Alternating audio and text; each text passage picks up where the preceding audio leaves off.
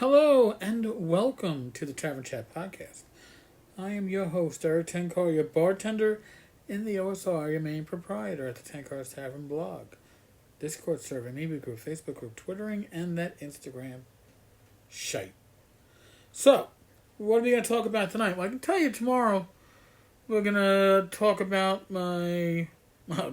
it'll be Wednesday, Thursday, Friday, 3 back-to-back doctor's appointments, and be an interesting discussion, but also some recipes. I'm going to probably spend a little time this weekend writing up some recipes.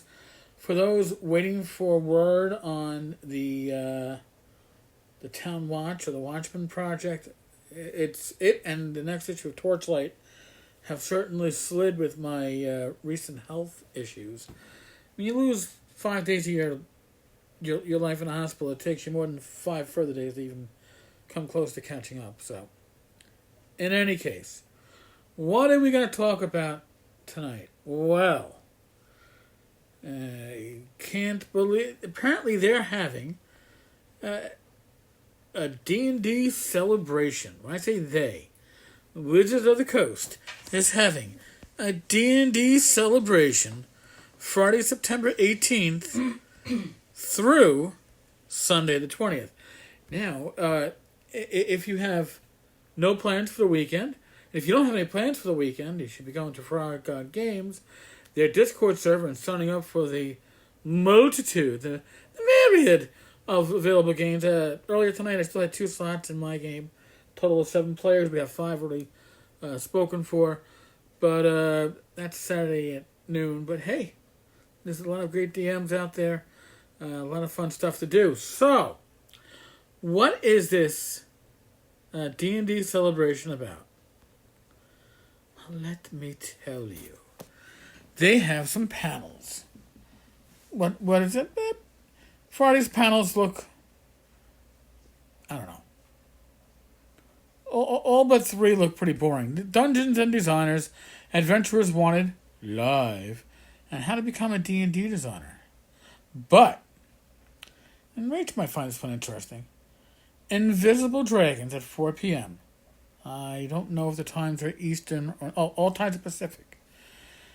Invisible Dragons, Designing Mental Health Adventures. Tackling mental health awareness is always a challenge, but through D&D and with a caring approach, can be an adventure. Join a crew of experienced mental health experts and advocates as they speed build the structure for a mental health-themed adventure live with your participation. Well, that's really cool. And I actually do find it interesting. That's coming... That's 2 weeks. At the week and a Frog half. thing? No. Different. Wizards of the Coast. Oh. The company that owns D&D. Got it. The same weekend, though, with the Frog God thing. Oh. So. That's got to be the only thing going on. Yes, nothing else but the frogs are happening It's all on that. about the frog, baby. It's all about the frogs. I got a frog in my pants. Ribbit. Do you now? No. But it'd be interesting if I did. So what else do we have? Well, Saturday, you have behind the scenes DM roundtable. What it means to be a bard. Nothing there really strikes out. But Sunday, you know what? Here's the thing. I'm torn between cringe and wanting to be a fly on the wall. Because the 10 a.m. panel, which is 1 p.m. for those of us on the East Coast, inclusive dungeon design for the intrepid adventurer. Whether you are an apprentice abjurer building your first tower or a veteran vampire lord constructing yet another catacomb, dungeon design can seem daunting.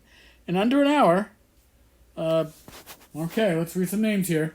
Jennifer Kretschmer, D&D's Beyond Silver and Steel, Mackenzie D. Armas, MCDM's Kingdoms and Warfare, Alicia Marie, DC Fandom, Elsa Suljenson, the Fate Accessibility Toolkit, and Sarah Thompson, the Combat Wheelchair, will help you navigate the pitfalls, both the figurative and trap varieties, while creating a playable dungeon with an emphasis on accessible design.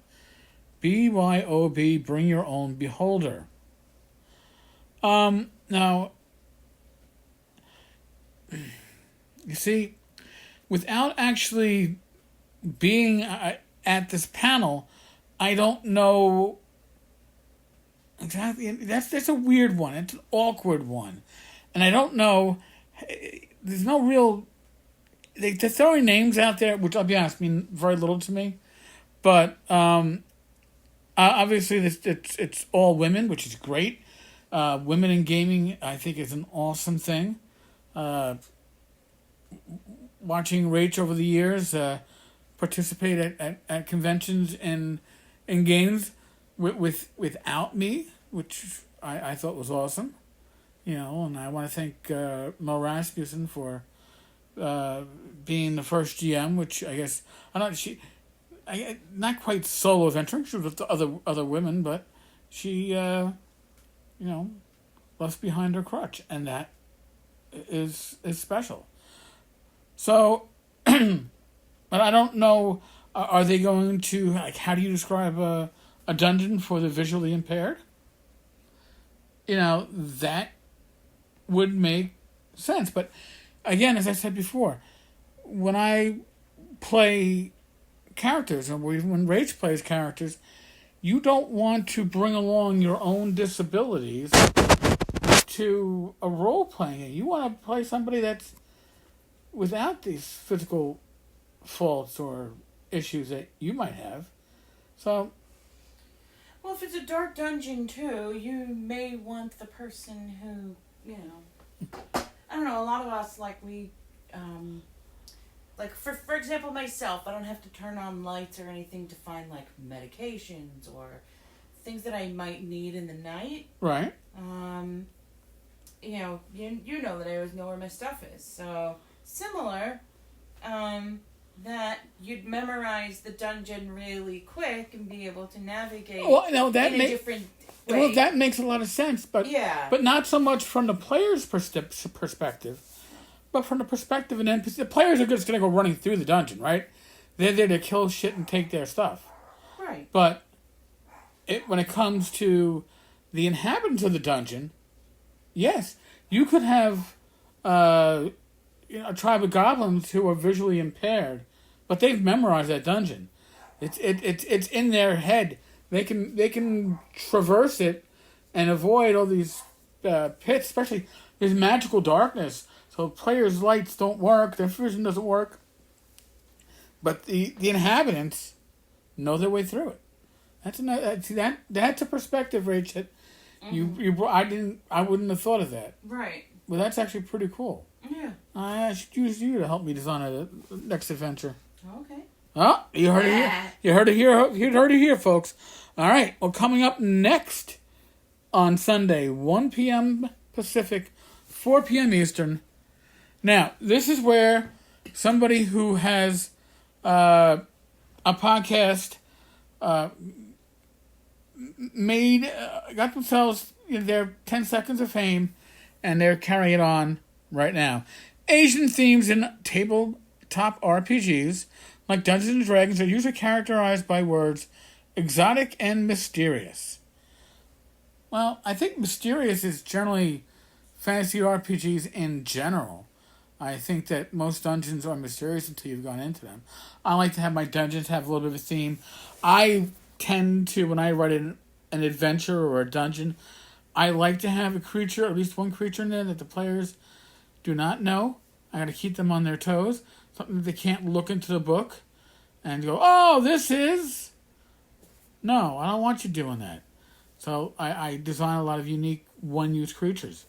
But how do you go beyond these terms? How do you break free of harmful Asian stereotypes at your gaming table? The Asians Represent podcast and friends will discuss how to more positively navigate Asian cultures in D&D game design, narrative representation, and ethical gameplay. All right. I would like to see an authentically designed Asian setting. Arrows of Indria, hope I'm pronouncing it right, hope the pundit doesn't get all mad, is a fantastical setting based on the Indian culture. But I would like to see more, dare I say it, traditional, at least as far as those of us in the West are concerned, based upon a Japanese or Chinese myths and history type of stuff. I'd love to see that. I don't know if we need to... I mean, we're talking about stereotypes. We have stereotypes in the West, too, that of things like the Norse Vikings did not wear helmets with horns on them. We've stereotyped that. Never happened. But we keep it going, right? It's still in our art, still in our fiction. But yeah, I'd like to see an authentically written, preferably to me, OSR system type, which is Japanese, Chinese, in its lore. I'd eat that up, but that's just me. So in any case, that's what's going on in a week and a half. So if you're not going to be playing games on the Frog God Discord server, and if you're not, why the hell not? You can maybe check out a seminar or two, which is the Coast site, and give us some feedback here. Love to hear it. Just an aside, for those of you who might have missed it, you can't. It's still available as I record this for another nearly 3 weeks. There's an OSR Humble Bundle. Great things in it, like Barrel Maze, Barge Gate, Castles and Crusades Player's Handbook, so much more. Go to 10cardstavern.com. Go to the September 2nd, 2020 posts. There are 2 Humble Bundle posts. Go through my link if you would. You don't have to, but by purchasing through my link, you throw a few coins at your bartender. I always appreciate the tip. Good looking out. We're in the midst of a pandemic. As always, I am not a medical professional, neither is Rach. We do ask you to use your common sense to keep yourself, your loved ones, your family, your friends safe. Mind you, I'm saying loved ones and family separately because you don't necessarily always love your family, but they are family. Not all your loved ones are family, right? You go figure that one out. As always, be safe, be well, God bless, roll those dice. And God willing, Rach and I will be talking with you tomorrow with another episode of Gamers Health. All right, folks. Laters.